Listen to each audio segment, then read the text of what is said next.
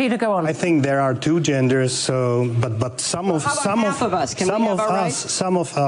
think that there is more than one or more than two. Sorry, more than two genders. Wait, did you see her face? Hillary Clinton just got a massive reality check on the world stage.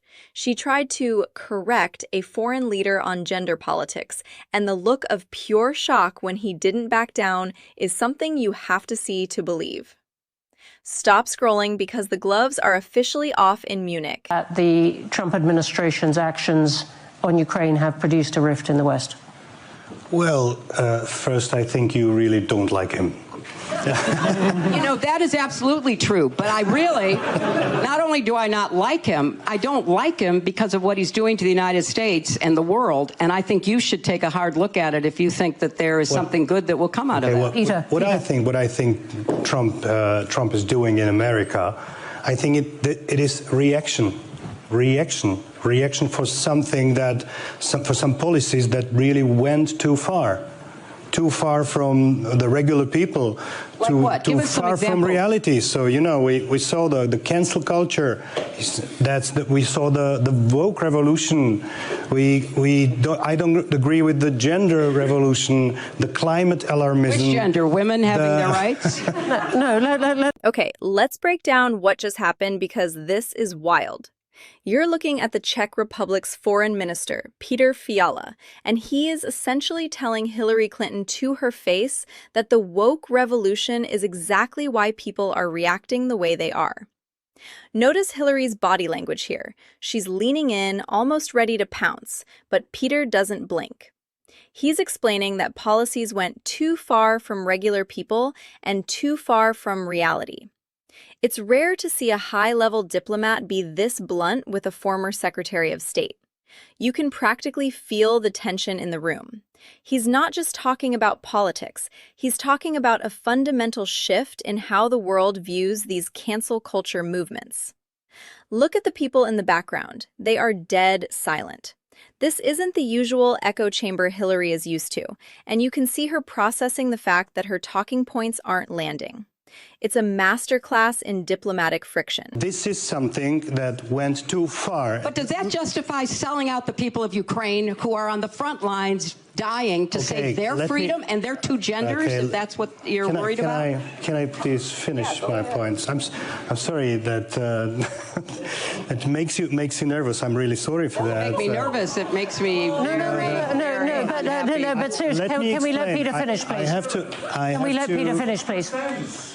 I have to say one more thing. You said that Ukraine fights for our future and for our freedom. I think first Ukraine fights for Ukraine's future, Ukraine's freedom, and Ukraine's sovereignty and independence. So we should help them, of course, but what I see on some people in the West, they are trying to help the Ukraine. This is where it gets even more intense. After that gender debate, they pivot to Ukraine, and Petr drops a truth bomb that clearly makes Hillary nervous. He straight up says that Ukraine is fighting for Ukraine's future and sovereignty first, while accusing some in the West of misusing that help for their own agendas. Watch how Hillary tries to cut him off. She literally says, "Can I please finish my points?" But Petr isn't having it. He's highlighting a massive rift in the Western alliance that most news outlets won't touch. It's fascinating because he's framing the conflict through the lens of national interest versus globalist ideology.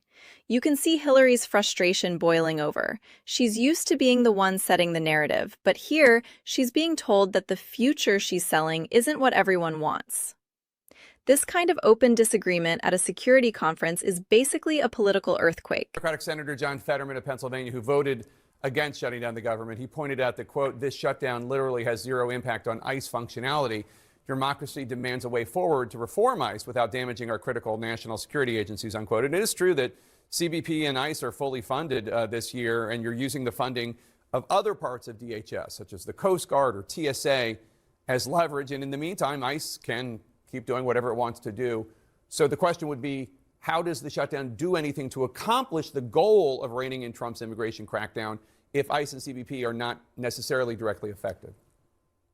Well, 2 points. First, we have proposed that the guardrails that will be applied to ICE are applied not just to the present funding, but to the previous funding that was in the big bad bill. That's very important to us. So that will rein in all of the ICE agents, no matter where they're funded. But second, there's a simple answer to this. Republicans, go along with these common sense proposals, and we'll fund the whole DHS. Now check out this pivot to CNN. When even Jake Tapper is pushing back on Democratic leadership, you know the narrative is hitting a wall.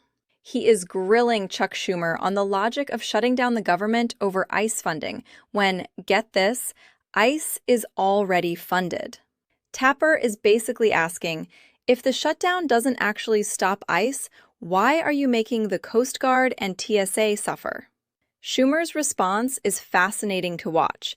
He keeps pivoting back to common sense proposals, but he never actually answers the core question. It's a rare moment of a mainstream journalist holding a powerful leader's feet to the fire on the actual mechanics of a shutdown. You can see Schumer doing the mental gymnastics in real time. It really makes you wonder about the strategy here. Is it actually about the policy, or is it just about the optics of the fight? The disconnect between the rhetoric and the reality of the funding is staggering. Why should these immigration agents be any different? And when it comes to the masks as well, you know, cops go out every day. I don't know. Everywhere across the country get threatened in one way or another. But why have to wear all that and protect themselves when there are others out there wearing badges that don't have to do that? Well, again, they are wearing badges. They're wearing placards to identify what agency they're from. But their name isn't on it, right? When it comes to masks, I don't know of another law enforcement agency in the country that has an 8,000% increase in threats. Just yesterday, the director of ICE, his wife was filmed walking to work. His home address has been doxxed. His kids have been doxxed and filmed. So no, I don't know of another agency in this country that has an 8,000% increase. And then, look, let's remember why we're here, Ed. We're here because the last 4 years, over 10 million illegal aliens crossed that border, released in this country unvetted. ICE has to do a law enforcement response to deal with the last 4 years of open border where they claimed the border was secure. This part is actually pretty sobering. You're looking at Tom Homan, the former ICE director, and he's laying out some terrifying data that doesn't get enough airtime. He mentions an 8,000% increase in threats against agents. Think about that number for a second. He's describing how agents' home addresses are being leaked and their families are being followed. Regardless of where you stand on immigration, the human cost he's describing for the people tasked with enforcement is intense. He's pointing out that while politicians debate in air-conditioned rooms, the people on the ground are facing a level of hostility that's unprecedented. He mentions that 10 million people have crossed the border unvetted in the last 4 years, and his frustration is palpable.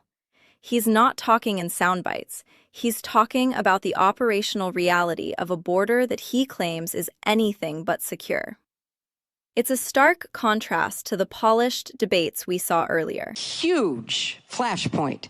More people were deported under my husband and Barack Obama without killing American citizens and without putting children into detention camps than were in the first Trump term or this first year of Trump's second term.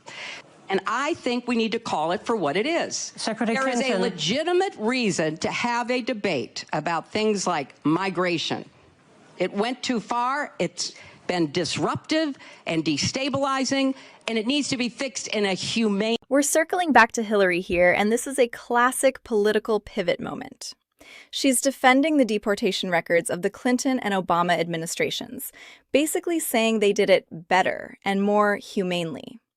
It's an interesting tactical move. She's trying to reclaim the tough-on-the-border mantle while simultaneously distancing herself from the current administration's struggles. But look at the phrasing she uses. She's very careful to frame it as a humane fix with secure borders. This is Hillary trying to play both sides of the fence. She knows the migration issue is a massive vulnerability, so she's reaching back into the 90s and 2000s to prove that her party can enforce the law. It feels like she's auditioning for a role that doesn't exist anymore. The expert friend take? She's trying to sound like the adult in the room, but the room has changed so much since she was in power that it almost feels nostalgic. That was a lot to process. What do you think? Was that Czech minister out of line, or did he say what everyone else is thinking? Drop a comment below and let's get into it. See you in the next one.